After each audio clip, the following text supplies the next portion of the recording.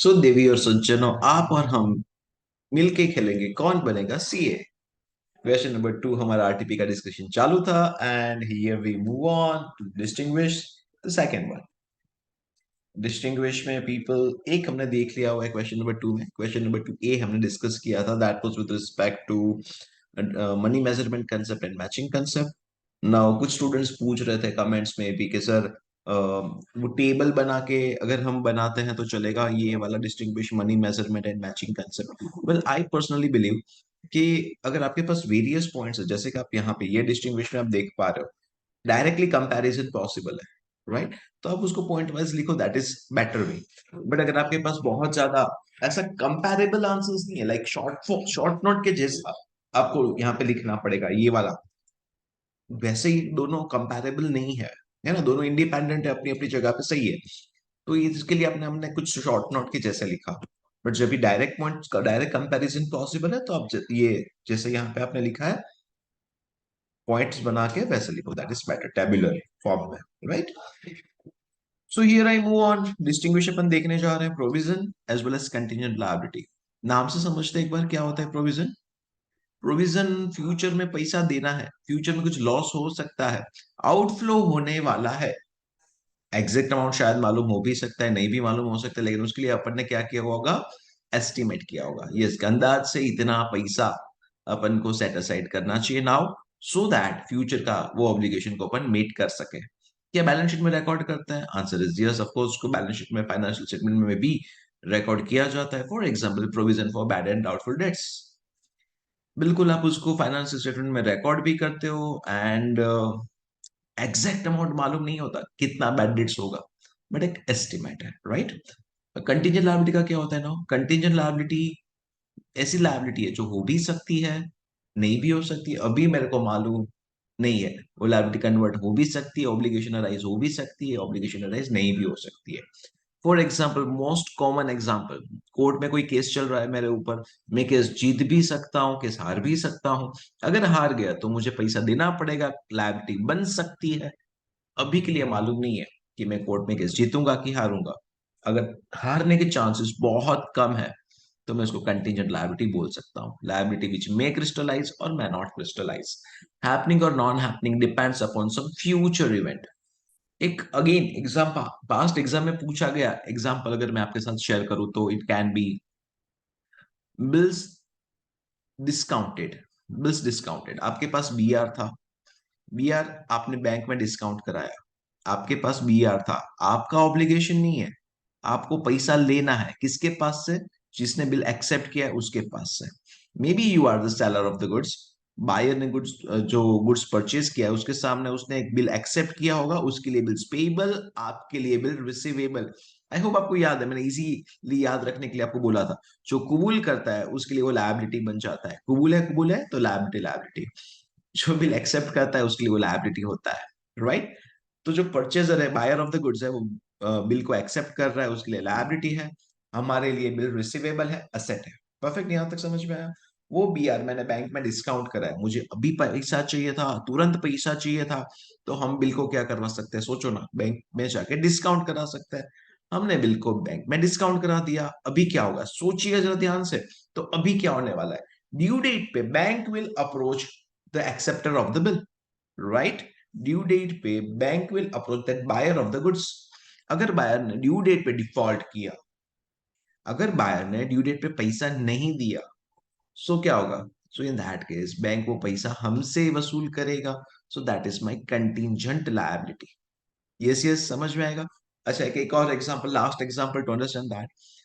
मान लो आपने बैंक से कोई लोन लिया और आपके पापा ने गारंटी किया कि अगर ये मेरा बच्चा ये लोन का रीपेमेंट नहीं करेगा तो I will repay that as a guarantor, right?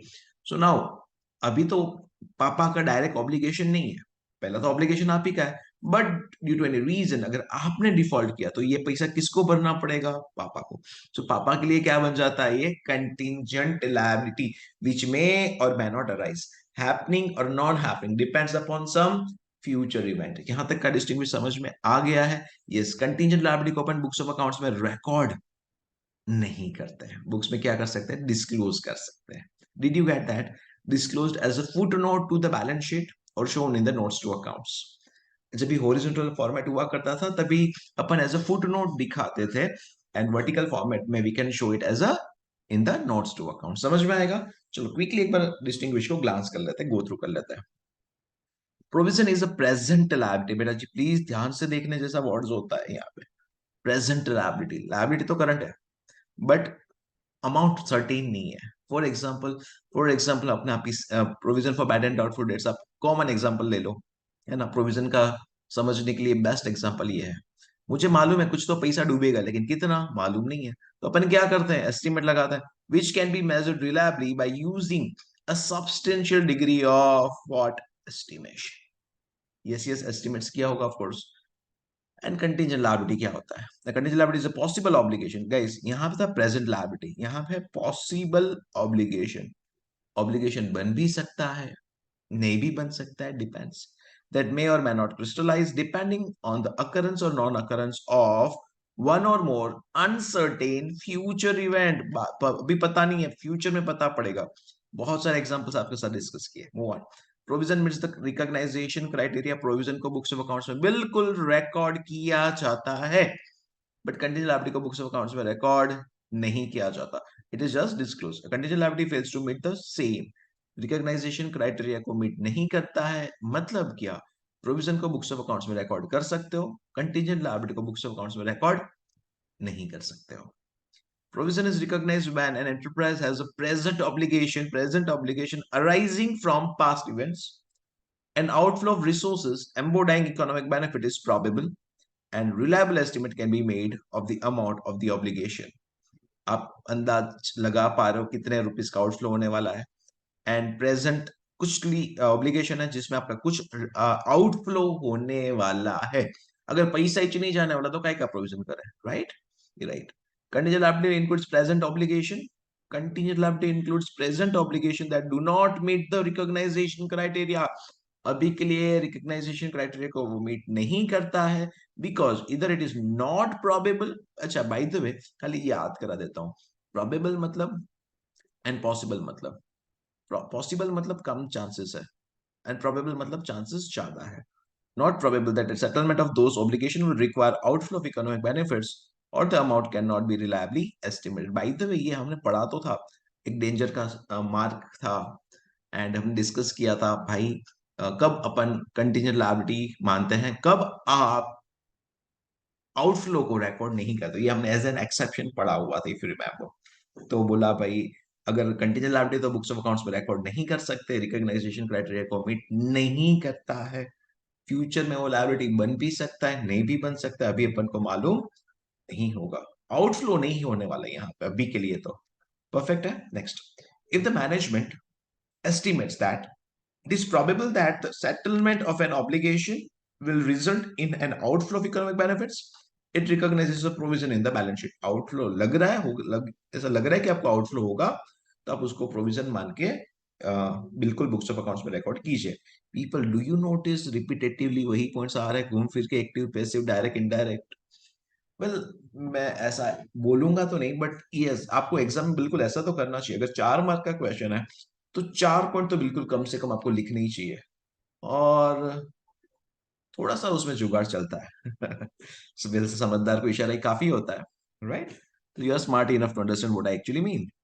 If the management estimates that it is less likely, people, less likely, chances come है that any economic benefit will outflow from the firm to settle the obligation, it discloses the obligation. बेटा जी record नहीं word use किया, क्या word use किया please notice कीजिएगा.